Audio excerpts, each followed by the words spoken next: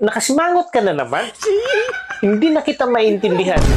Kaya ako ganito, kasi alam ko hindi mo na ako mahal. Paano mo naman nasabi na hindi kita mahal? Mahal kita, alam mo yan. Kung mahal mo ako, bakit nakaisa lang?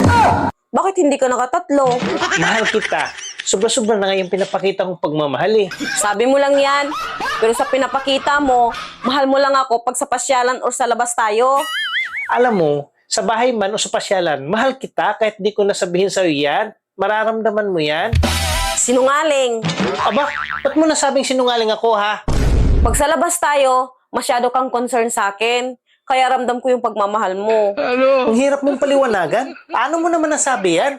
Pag nasa labas tayo, lalo na pag nakachublis ako, ginadyakitan mo ako. Kaya ramdam ko yung pagmamahal mo. Eh, sa loob ng bahay, paano mo nasabi na hindi kita mahal? Binabastos mo ako pag nasa bahay. Hindi ako ganun.